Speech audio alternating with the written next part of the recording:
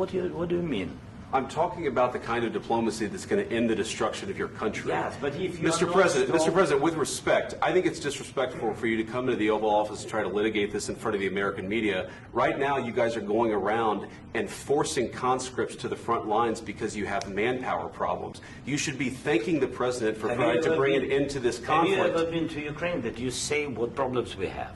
I have been to. Come once. I've actually watched and seen the stories, and I know what happens is you bring them on a propaganda tour, Mr. President.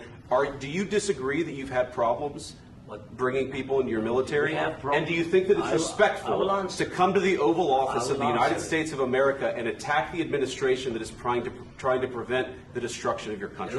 A lot of questions. Let's start from the beginning. Sure. First of all, during the war, everybody has problems, even you, but you have nice ocean and don't feel now, but you will feel it in the future. God bless. You don't know that. God bless. You don't God bless. You will not have a war. Don't tell us what we're going to feel. We're trying to solve a problem. Don't tell us what we're going to feel. I'm not telling you. Because you're in no position to dictate that. That's Remember exactly what this. You're in no position to dictate what we're going to feel. We're going to feel very good. Feel influence. We're going to feel very good and very strong. You will feel influence. You're right now not in a very good position. You've allowed yourself to be in a very bad position, and he happens to be right about it. From the very beginning of the war. You're not in a good position. You don't have the cards. cards right now. With us, you start having not cards. Playing cards. Right now, you don't. You're playing cards. Mr. President. You're playing cards. Serious. You're gambling with the lives of millions of people. You're gambling with World War III. You're gambling with World War III. And what you're doing is very disrespectful to the country, this country. That's backed you far more than a lot of people said they should have. Have you said thank you once? This a lot entire of meeting? times. No, in this entire meeting, have you said thank you? Today. You went to Pennsylvania and campaigned for the opposition in October. Offer some words of appreciation for the United States of America and the president who's trying to save your country.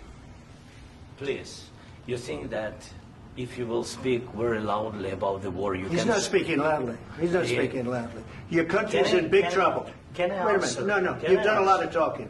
Your country is in big trouble. I know. You're not winning. You're not winning this. You have a damn good chance of coming out okay because of us. Mr. President, we are staying in our country, staying strong from the very beginning of the war. We've been alone, and we are thankful. I said thanks you haven't in been this alone. cabinet. You haven't been alone. In this cabinet. We gave you, through this stupid president, $350 billion. We gave you military equipment, and you men are brave, but they had to use our military. If you didn't have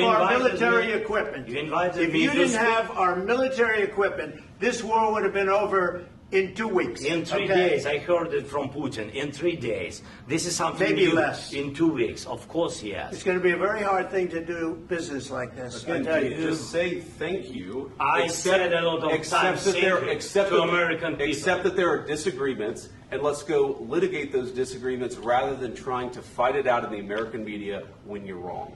We know that you're wrong. But you see, I think it's good for the American people to see what's going on. I understand, sir. I think it's very important. That's why I kept this going so long. The problem is, I've empowered you to be a tough guy. And I don't think you'd be a tough guy without the United States. And your people are very brave. But you're either going to make a deal or we're out. And if we're out, you'll fight it out. I don't think it's going to be pretty, but you'll fight it out. But you don't have the cards. But once we sign that deal, you're in a much better position. But you're not acting at all thankful. And that's not a nice thing. I'll be honest, that's not a nice thing.